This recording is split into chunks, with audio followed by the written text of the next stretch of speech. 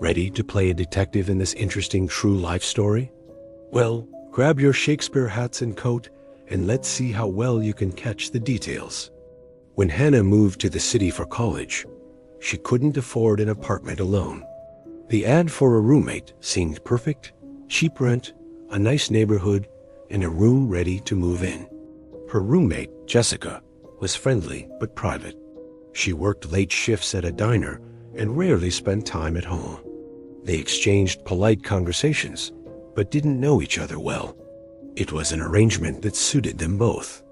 After a few weeks, Hannah noticed her keys weren't where she left them. They'd show up in odd places: the bathroom sink, the freezer, once even inside her shoe. She blamed her own scatterbrained nature, convinced herself she was just tired from school. But it kept happening. Jessica's bedroom door was always locked, even when she wasn't home. One evening, when Hannah was washing dishes, she heard a soft click behind her. Jessica's door slightly open. She hesitated, calling out, but there was no answer.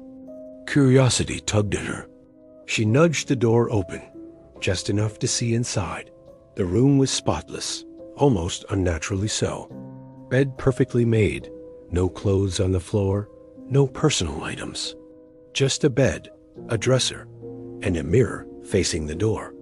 Unsettled, she backed out, closed the door, and decided not to mention it. One night, a delivery driver came by, holding a package.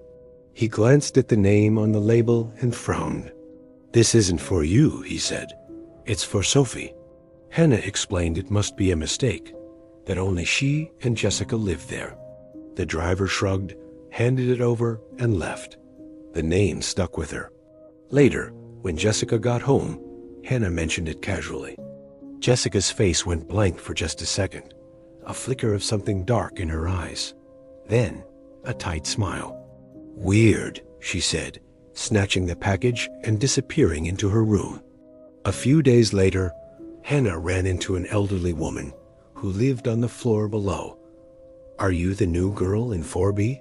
the woman asked. When Hannah nodded, the woman's face tightened. "You be careful," she warned. "That place is trouble." "The last girl?" "Well, she left in a hurry."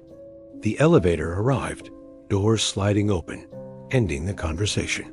Hannah couldn't get the old woman's words out of her head. That night, unable to sleep, she searched the apartment. In the hall closet, buried under a stack of newspapers, she found a shoebox filled with photos. Her heart lurched when she realized what they were: pictures of herself. Some taken outside the building, some through the apartment window, some while she was sleeping. At the bottom of the box, a driver's license with a different name stared back at her. Sophie Lane. The face was Jessica's.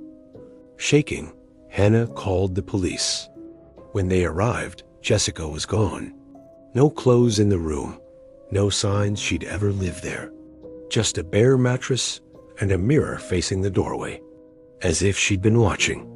The police seemed unconcerned, almost irritated at being called out for what they deemed a roommate dispute. Without a forwarding address or a real name, they could do nothing. A week later, Hannah got a call. The police again. They had found the real Sophie Lane, or what was left of her.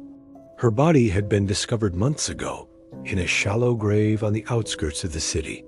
Sophie had never been Hannah's roommate, but someone had been. Hannah moved out the next day, breaking the lease, leaving everything behind. The landlord wasn't surprised. "You're not the first," he muttered, signing the release papers. Back at her parents' house, Hannah unpacked her bags. Stuffed in between her clothes was a single crumpled Polaroid, a picture of her, asleep in her bed. On the back, written in shaky handwriting, "You looked so peaceful."